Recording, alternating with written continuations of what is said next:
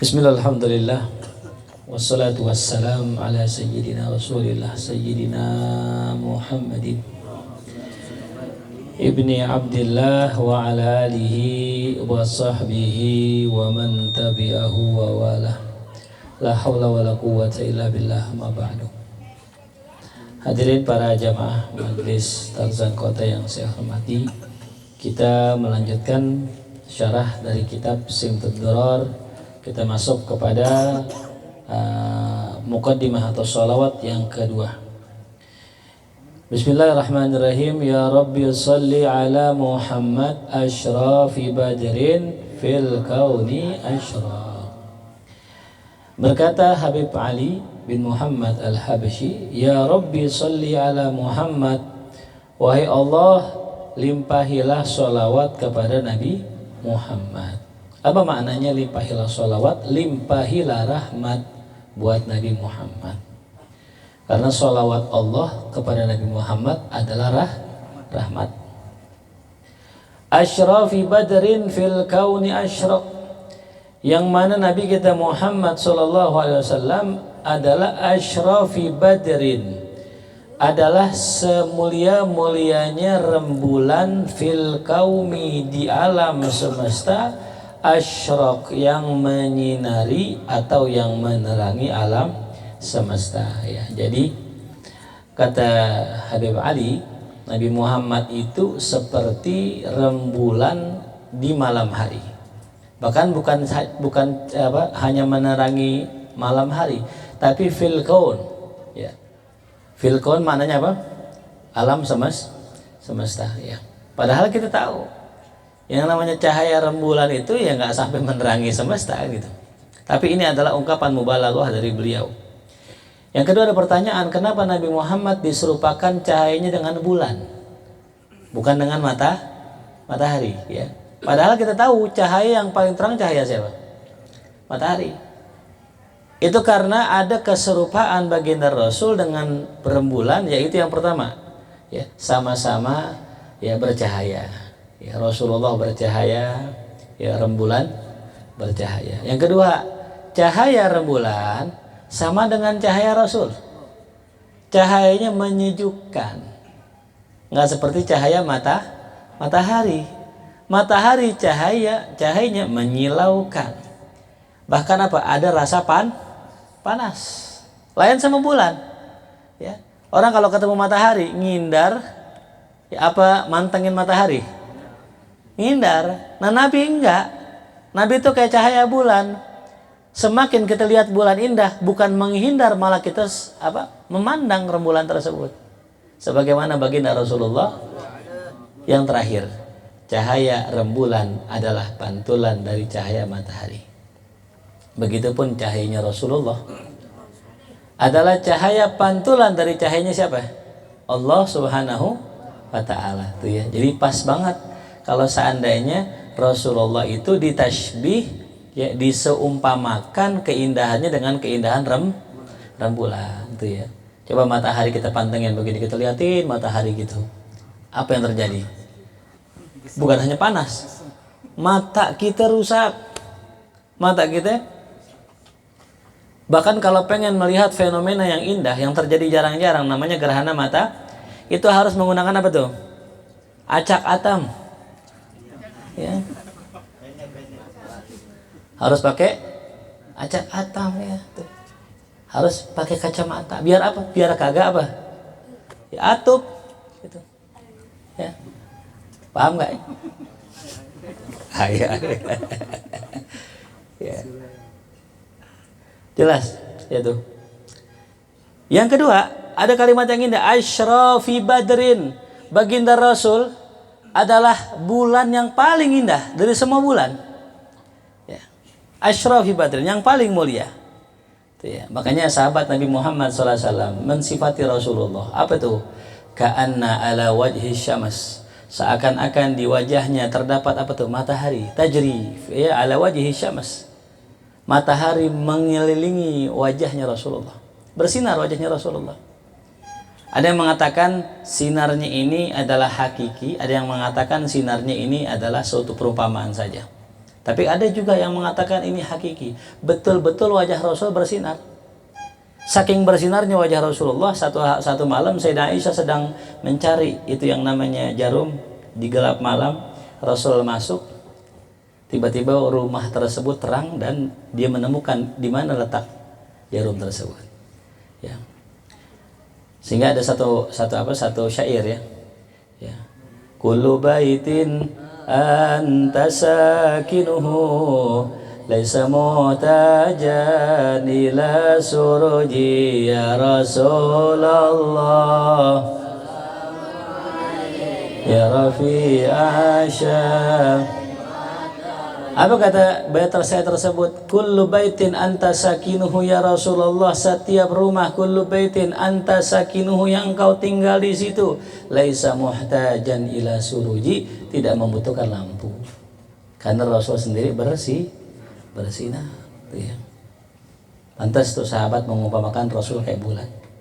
Sampai saat ini Sayyidina Jabir, ya, Jabir bin Samurah, suatu hari duduk beliau di tengah malam purnama. Ya. Kemudian fanadhara ila wajhi Rasulillah summa nadhara ila al-qamar.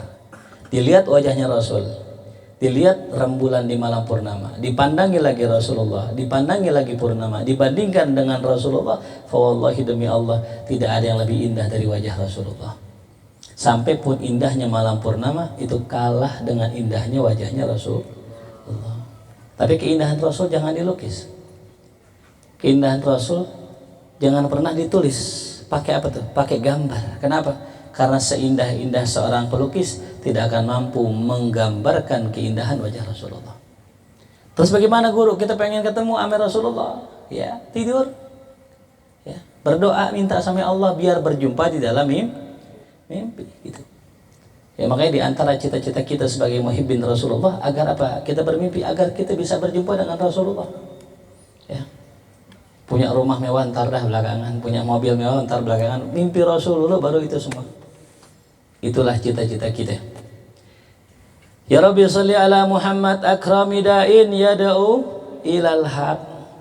Ya Allah limpahilah sholawat buat Nabi Muhammad akrami da'in, semulia-mulianya orang yang menyeru orang-orang ke jalan Allah subhanahu wa ta'ala. Ya, contoh da'i adalah Nabi Muhammad, ya. Ya Rabbi sholli ala Muhammad al-Mustafa as-Sadiqil Musaddaq. Ya Allah limpahilah salawat buat Nabi Muhammad al-Mustafa yang terpilih, as-Sadiq yang jujur yang benar, al-Musaddaq yang dibenarkan. Ya. Ini kalimat as-Sadiq maknanya jujur, benar. Fi qaulihi wa fi'lihi. Tadi ada tuh kalimat yang ajib tuh ya dari Habib Hamid bin Umar bin Hafid. Sebenarnya ya, kita ini seorang hamba ini harus punya sidik, kejujuran, kebenaran. Karena dengan apa yang kita niatkan dan apa yang kita harapkan dengan jujur dan benar, insya Allah Allah kabulkan niat itu.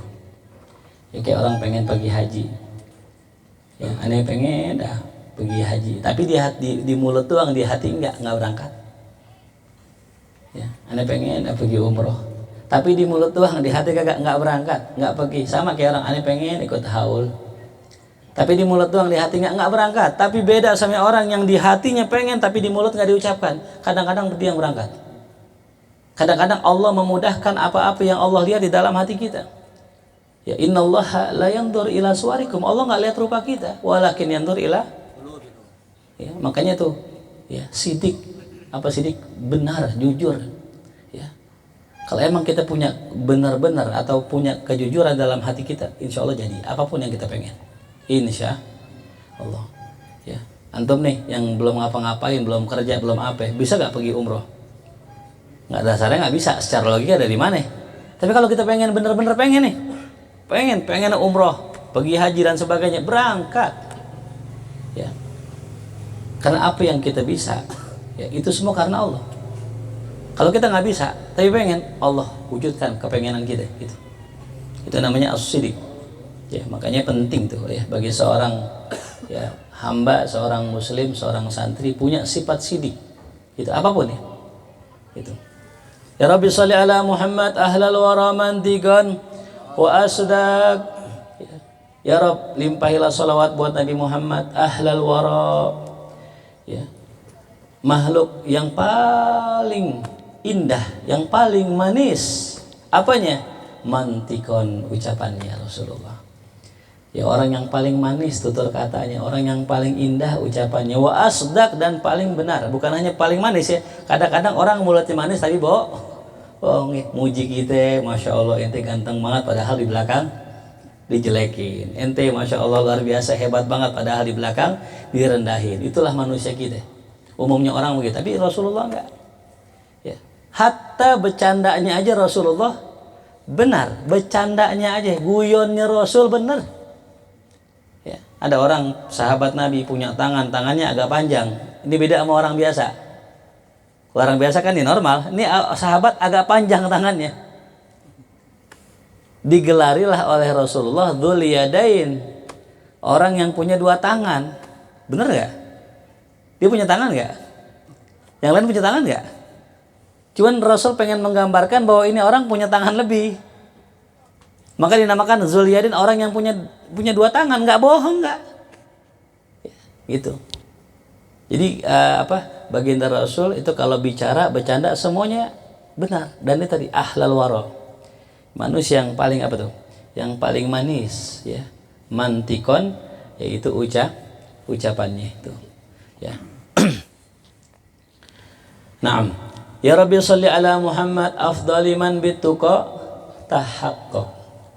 Ya Allah, limpahilah salawat buat Nabi Muhammad, afdali, seafdol-afdolnya, man bituqa, orang yang dengan ketakwaan tahaqqaq, dia wujudkan ketakwaannya tersebut. Ya, jadi Rasulullah itu punya sifat takwa yang diwasiatkan oleh setiap khatib pada saat khutbahnya. Ya, apa itu takwa? Imtisal awamirillah wajtinabu nawahi, mengerjakan perintah Allah, menjauhi larangannya. Apa susahnya orang ketika mengerjakan takwa? Syahwat, hawa nafsu, itu musuhnya. Ya, jadi untuk kita bisa bertakwa itu musuhnya hawa nafsu itu. Ya, musuh paling besar hawa nafsu. Ya. Makanya kita belajar, kita ngaji, kita mondok. Ya, itu tujuannya adalah melatih kita punya hawa nafsu, biar jangan sampai nafsu membutaki kita. Jangan sampai nafsu menguasain kita. Repotnya hadirin, ngeri banget ya, nauzubillah. Saya merasa bukan selamat dari nafsu. Wa ma ubarri'u nafsi. Ya, kata Sayyidina Yusuf alaihissalam, wa ma ubarri'u nafsi, aneh enggak berlepas diri dari nafsu. Inna nafsa la'amarah bisu. Sekelas Nabi Yusuf bilang, aneh enggak menyatakan aneh selamat dari nafsu, enggak. Tuh, sekelas Nabi Yusuf. Apalagi sekelas kita. Ya, orang yang kadang ngelihat duit banyak hilap. Ya, ngelihat hal-hal yang kita senangin lupa sama Allah tuh. Apalagi ya sekelas kita. Nabi Yusuf aja enggak begitu. Ya. Makanya ada satu pelajaran buat kita ya. Banyak banget dalam ilmu syariat yang mesti kita jaga. Jadi fungsinya Allah jadikan Allah jadikan syariat buat manusia. Allah jadikan syariat buat manusia agar apa? Untuk mencegah manusia mengerjakan sesuatu dengan hawa nafsu. Itu tujuannya syariat. Ya, pernah dengar ada istilah ipar adalah maut? Pernah dengar? Ipar adalah maut. Wah, serem banget namanya. Itu kenyataan, dan itu bukan satu dua, banyak. Kenapa? Karena memang syariat sudah menegaskan yang namanya ipar, walaupun mahram kita, haram kita nikahi, tapi dia bisa jadi sumber fitnah. Maka dalam hadis Nabi yang lain, ipar adalah maut. Ya. Ipar adalah maut maksudnya. Kalau orang udah nggak ada batasan nama ipar, nanti ipar akan menyebabkan kematian kita. Entah kematian moral kita, kematian iman kita, kematian nyawa kita sekalipun. Ya. Makanya syariat tuhaddid, membatasi kita daripada ya jahatnya hawa nafsu. Ya. Nauzubillah min dzalik itu ya. Sekalipun ustaz, oh tenang, aneh kan ustaz, masa sih aneh begitu? Siapa juga berpotensi kejahatan terjadi bukan karena ada niat pelakunya, tapi juga karena ada kesempatan. Waspadalah, tuh kata bang, menapi itu. Ya. Jelas ya. Sama, duit juga sama. Ya, namanya duit nggak kenal saudara gitu. Duit nggak ada saudaranya. Ya. Ada kita yang megang duit, mungkin kas majelis Starkot misalnya 100.000, ya mungkin aman. Cepet udah mana gitu recehan semua lagi. Tapi kalau misalnya yang megang kas nih misalnya duitnya 100 juta, wah kepikiran juga ini. mana lagi punya utang sama orang, mana nggak punya duit, kita kira-kira bisa berpotensi gak diambil. Ya, makanya itu penting gitu jaga ketakwaan kita. Nah, lihat Rasulullah di tengah malam bersama istrinya. Antum bayangkan di tengah malam bersama istrinya lagi sedang ya menikmati malam bersama sang istri tercinta. Beliau izin kepada istrinya untuk ngapain? Ya, untuk sholat. Antum bayangin ya, lagi nikmatnya malam minta izin buat sholat. Tuh. Bisa ninggalin hawa.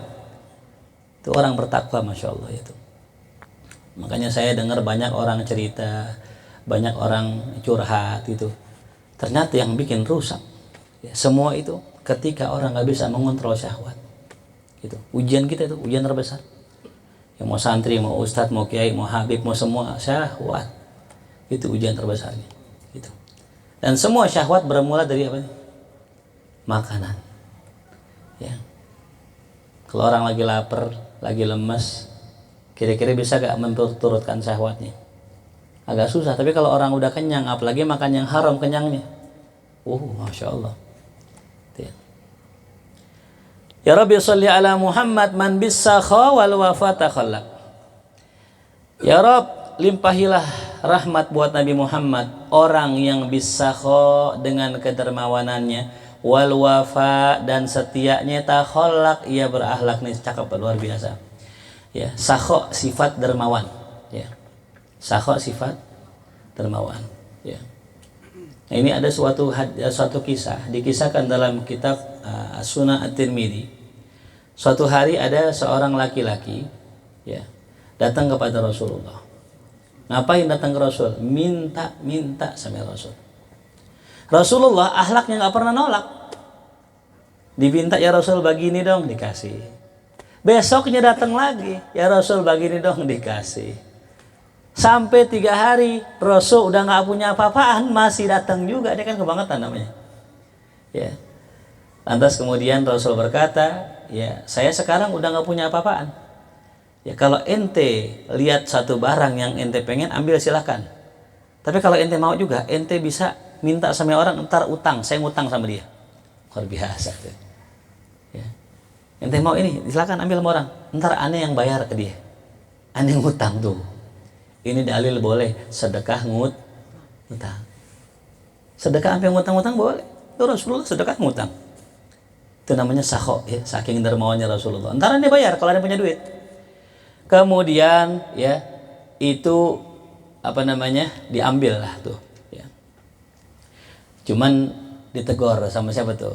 Sama Sayyidina Umar. Biasa Sayyidina Umar ya Rasul, orang kayak gitu dikasih gitu. Ya Sayyidina Umar kan termasuk kritis orang itu. Ya.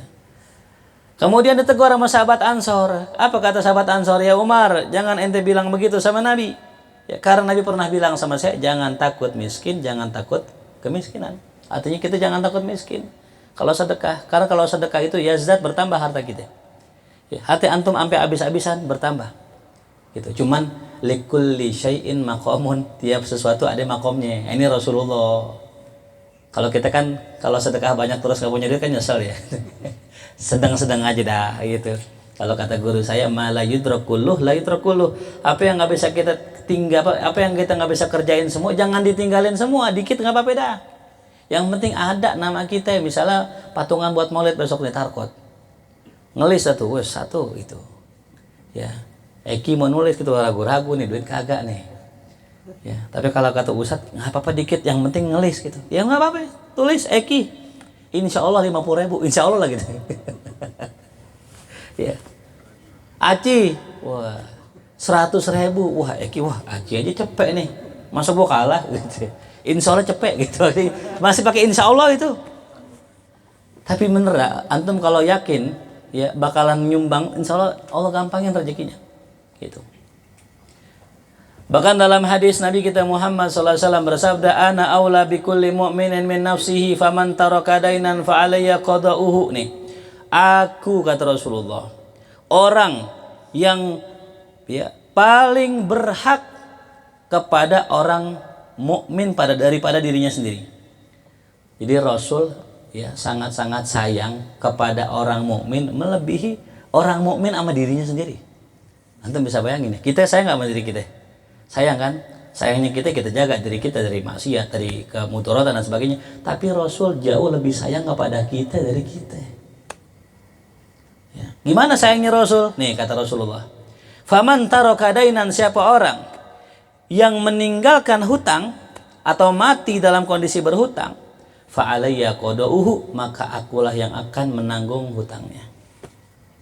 Ya, siapa orang nih yang nggak bisa bayar utang? Aneh jamin hutangnya, aneh bayarin. Wa man taraka malan, tapi siapa yang meninggalkan harta dari orang yang tadi, fali warasatihi, maka itu buat ahli warisnya aja tuh. Coba bayangin. Ya. Ketika ada orang punya utang, Rasul bayarin. Ketika dia punya waris, udah buat keluarganya. Begitu. Kalau kita kebalik kan? Ya. Ketika teman kita ya dapat warisan, ayo ente saudaraannya. Ini kita masih saudara loh. Dari leluhur kita itu masih satu cangkrengan katanya. Masya Allah. Ngaku-ngaku alumni dah. Kita satu sekolahan dulu, mana ente nggak enggak. Aneh penjaga sekolah soalnya. Ngaku-ngaku saudara. Tapi giliran punya utang, nafsi. Begitu orang kita. Lain sama Rasulullah. Giliran lu ngutang, gue yang bayar. Giliran dapat warisan, lihat punya lu dah. Ada gak yang begitu? Yang mana orangnya? Nah itu kita temenin tuh. Tuh Rasulullah biasa tuh. Sakho, dermawan. Ya, barusan kita bahas tuh ya di Majelis Nurul Hidayah kan. Ya, dermawan tuh ada 4 tingkat. Yang pertama sakho namanya. Apa sakho? Ngasih kalau dipinta. Itu sakho namanya. Yang kedua apa? Jawad, aljud, ngasih tanpa dipinta. Yang ketiga karim. Apa karim? Ngasih. Ya, kalau udah ngasih banyak, itu namanya karim. Makanya kalau kita punya nama Abdul Karim, ya itu kalau bisa sering sedekah, biar sama sama namanya. Karim ya, Karim Benzema gitu kan tuh. Karim tuh ya. Yang terakhir Am-Mu'thir. Am-Mu'thir dia bersedekah padahal dia susah. Itu namanya Mu'thir paling tinggi. Nah, itu Nabi kita Muhammad sallallahu alaihi wasallam. Semua ada di dirinya Rasulullah itu. Ya. Yang kedua apa? Sifatnya wal wafa, setia. Masya Allah setia. Rasulullah orangnya setia. Satu hari orang Yahudi berjanji sama Rasulullah. Rasulullah ya berjanji sama orang Yahudi untuk membayar hutang di setempat. Ya, Rasul juga ngutang, cuma sama orang Yahudi ngutangnya, bukan sama orang Islam. Kenapa? Siapa yang berani ngutangin Rasul gitu? Ya. Rasul nggak pengen aji mumpung ya, mumpung jadi Rasul nih, manfaatin aja jamaah kan begitu ya. Mumpung jadi ustadz nih kita, mampirlah ke warkopnya teman biar digratisin kopinya. Afwan kayak nggak usah bayar, emang begitu kan ya? Itu namanya apa tuh? Haji mumpung namanya. Ntar di akhirat naudzubillah min dzalik ngeri. Ketika ada orang alim, dia ya minta pahala ngajarnya, pahala dakwahnya, kata Allah, kan udah dikasih. Kata Allah, kapan ya Allah? Lah dulu lu waktu ke warkop kan gratis tuh. Nah itu ganjaran pahala ngajar lu katanya gitu. Ini bahasa kitanya gitu. Waktu dulu ke pasar beli buahan kan dikasih gratis tuh. Nah itu ganjaran pahala dakwah lu. Habis. Ya tuh, makanya kita kalau jadi ustadz tuh jangan aji apa tuh? Aji mumpung gitu. Ya. Kecuali orangnya maksa dah. Udah kita kasih duit dibalikin lagi, dikasih lagi, balikin lagi. Dikasih lagi, balikin lagi. Untung dia ngambil duit palsu soalnya itu. salah ngambil tuh. Akhirnya Rasulullah nunggu di satu tempat. Ini orang Yahudi nggak datang, sehari nggak datang, besok datang lagi Rasulullah 2 hari nggak datang, 3 hari nggak datang.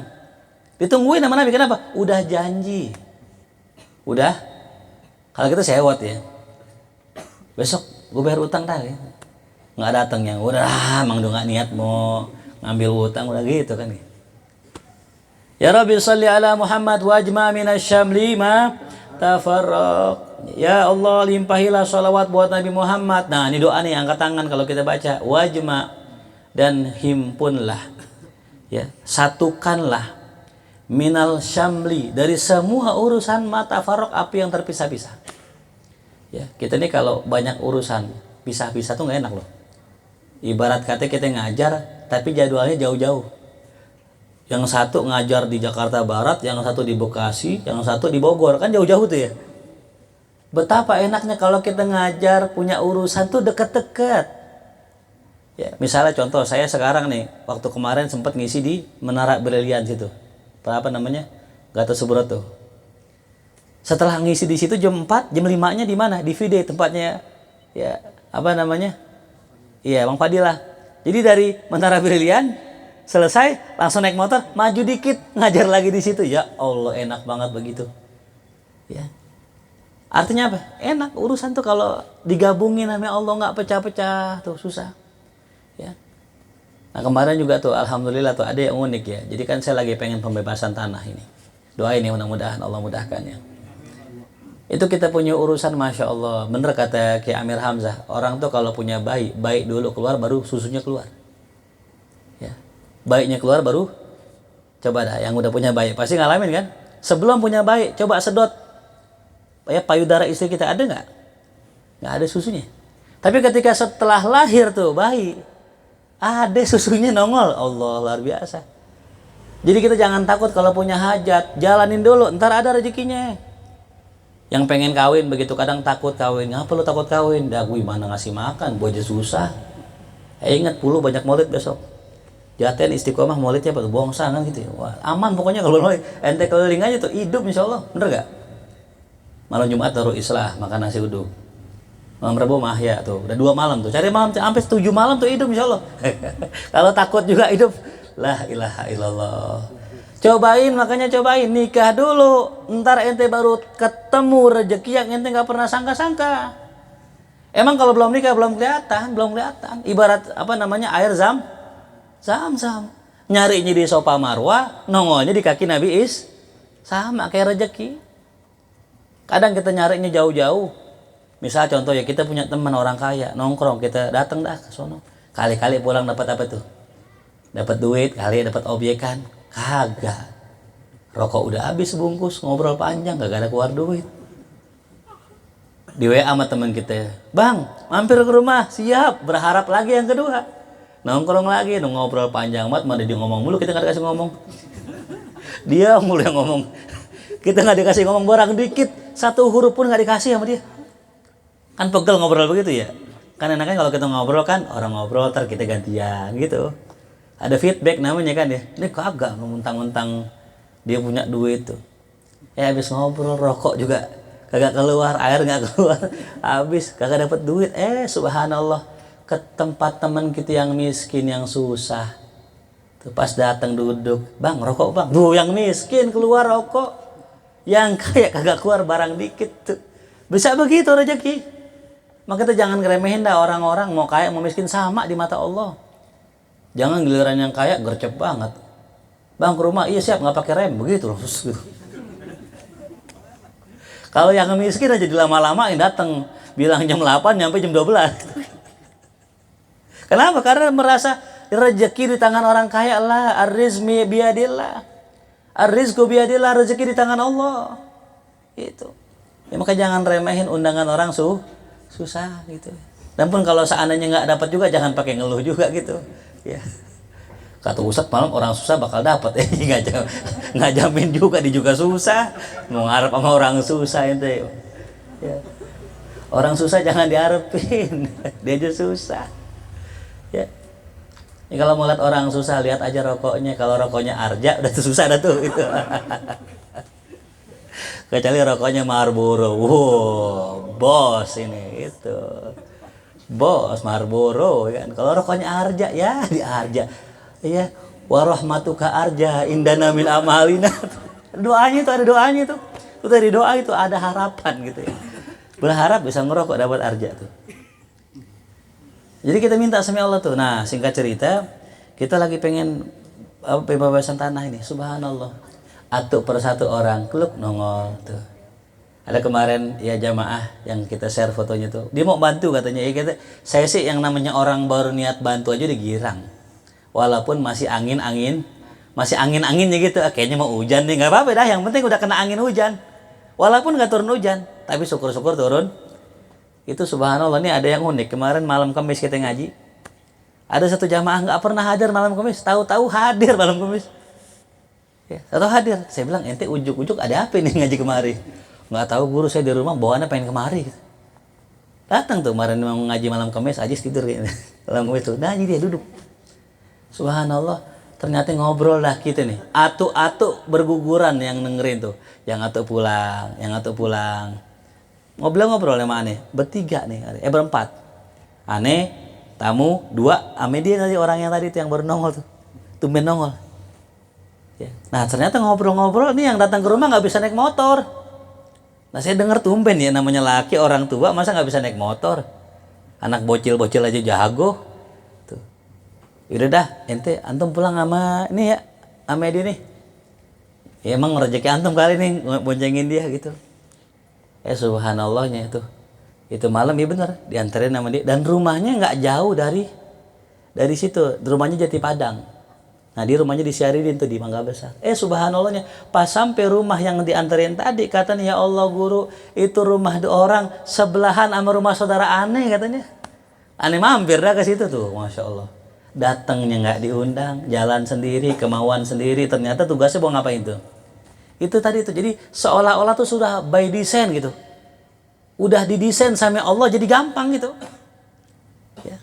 Nah begitulah kalau kita minta sama Allah wajma minasyamli ma tafarraq. Ya. Karena kalau urusan itu seandainya Allah pisah-pisahin ribet banget ngurusinnya. Ya. Kita kadang mau nikah belum ngurusin maharnya, belum ngurusin calonnya. Ini tadi ini ada kisah yang unik nih. Orang tadi cerita, saya guru nikah itu ketemu perempuan jam 12 asar kawin katanya. Ketemu guru, ketemu bini itu jam 12 asar kawin. Coba bayangin tuh. Jadi ceritanya dijembuhin orang tuh ada perempuan gitu sakit. Kayak masa sakit apa ya sakit kiriman lah gitu. Disembuh itu hilang lah tuh. Perempuan tuh nggak ketemu-temu. Lama nggak ketemu-temu. 2 tahun nggak ketemu. Ketemu lagi Johor itu tuh. Dikenalin lah sama ibunya. Kata ibunya mau kawin medidah. Langsung tuh Ba'da Johor. Ketemu Ustadz, nanti ke masjid ya. Ketemu lagi ya ke masjid ya. Nah, di telepon nih ada Ustadz, ya, Ustadz Andi namanya. Ustadz, antum kan nyuruh aneh kawin dulu ya. Sekarang aneh minta maharnya dah antum. Orang tuh kalau nyuruh kawin, kapan kawin? Besok kalau kawin tanyain, lo mau nyumbang apa emang kalau gue kawin gitu. Akhirnya dikasih sama dia tuh mahar 1 juta. Saat itu juga tuh Johor ketemu lagi, asar langsung kawin. Coba bayangin, Ustadz semua datang di situ, maharnya ada. Itu kalau urusan udah Allah gampangin begitu gampangnya. Makanya kita jangan lepas berdoa dalam segala kondisi, dalam segala keadaan. Ya. Kalau kita nggak doa tuh susah. Maka terusannya Pak, ya Rabbi sholli ala Muhammad waslih wasahil maqad. Waslih ya Allah perbaikin. Wasahil mudahkan mat wa ta'waq apa yang sudah menjadi hambatan, apa yang terhambat. Yang mampet, yang susah mudahkan. Itu ya. Dulu kita ada markas kan sekarang udah beli rumah baru tuh yang di belakang tuh mungkin lihat. Jadi dulu harapan saya itu belinya yang tanah lebar tuh yang kebunnya.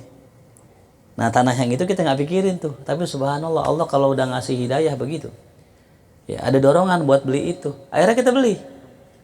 Subhanallah bermula dari situ beli sini, pengen beli sini gitu, nyebar. Nah itu dia. Kalau Allah udah bukain adalah cara ibarat orang nih udah toren udah penuh tinggal dibukain apanya? Keran gede apa kecil? Kecil, tapi gara-gara keran ngucur semuanya. Dan yang bukain keran siapa ya? Allah. Mungkin sekarang antum sedang berbuat baik, antum sedang menabung, antum sedang ngisi toren, nanti Allah bukain kerannya. Makanya minta sama Allah. Tuh. Ya Rabbi sholli ala Muhammad waftah minal khair kulla mughlaq. Tuh, ya Allah, waftah minal khair, bukakanlah kebaikan yang tertutup, yang terkunci. Baik kebaikan dunia maupun kebaikan akhirat. Nih kata Habib Anis, siapa orang yang baca ya Rabbi sholli ala Muhammad waftah minal khairi kulla mughlaq setelah subuh, setelah asar dibaca 10. Ya Rabbi sholli ala Muhammad waftah minal khairi kulla mughlaq. Ya Rabbi sholli ala Muhammad waftah minal khairi. Harus ada ya Rabbi sholli Muhammad ya. Jangan waftah minal khairi doang. Itu dibaca 10 pagi, 10 sore biniyatin shadiqah dengan niat yang benar, fatahallahu alaihi kulla mughlaq min abwabil khair. Allah bukakan segala yang terkunci daripada kebaikan. Wa yasri rizquhu dan mengalir rizkinya. Wa qada wa yassara rizqahu, Allah mudahkan rezekinya, wa qada hawaijahu biidznillah, dan Allah qada, Allah tunaikan hajat-hajatnya itu ya. Ya Rabbi sholli ala Muhammad waftah minal khairi kullam. Cobain dah besok tuh 10 kali yang punya hajat tuh, baca 10. Ya Rabbi sholli ala Muhammad wa alihi wa man bin nabiyyi ta'ala. Tuh, ini ada tawasul nih. Ya Allah, limpahilah salawat buat Nabi, buat keluarganya, dan orang-orang yang punya hubungan dengan Nabi, yang punya ta'alluq. Ya Rabbi sholli ala Muhammad wa alihi wa man lil habibi. Ya syak juga ya Allah kepada orang-orang yang rindu dengan Rasulullah. Ya Rabbi sholli ala Muhammad wa man bihablin nabi tawassak. Ya Allah, limpahkanlah rahmat buat orang. Siapa? Buat orang yang punya hubungan kuat dengan Nabi. Ya, yang berpegang dengan hablin Nabi. Apa hablin Nabi? Ya syariat. Orang yang megang kuat syariat ya. Makanya belajar fikih ini, kapan pelajaran fikih di sini? Belum ada ya fikih. Iya, belajar fikih itu. Kita apa pilih fikihnya? Bidayatul Hidayah. Oh, dulu itu mah. Iya, nanti insya Allah dah ya, doain biar cepat kelar kita ngaji fikih. Karena tadi kembali lagi, orang kalau nggak belajar fikih, nggak belajar syariat lah gitu ya, secara umum, rentan banget sesatnya. Barusan ada berita tuh di daerah Bekasi, aliran sesat. Apa aliran sesat? Yang bayar 1 juta masuk surga katanya gitu. Allahu Akbar. Lah enak banget bayar 1 juta masuk surga, habis itu maksiat mulu. Yang penting gue udah pegang kunci punya pin ahli surga. Wih, pin ahli surga. Siapa yang pakai kata malaikat lewat gitu kan ya. Astagfirullah. Ini sesat ini. Ngeri gak tuh? Ya Rabbi sholli ala Muhammad, ya Rabbi sholli alaihi wa sallim. Allahumma sholli wa sallim wa barik alaihi wa ali al-Fatihah. A'udzu billahi minasyaitonir rajim. Bismillahirrahmanirrahim. Alhamdulillahi rabbil alamin, arrahmanir rahim, maliki yaumiddin. Iyyaka na'budu wa iyyaka nasta'in. Ihdinas siratal mustaqim, siratal ladzina an'amta 'alaihim ghairil maghdubi 'alaihim waladdallin. Amin. Insyaallah saya mengundang jamaah Tarqat besok malam Rabu ada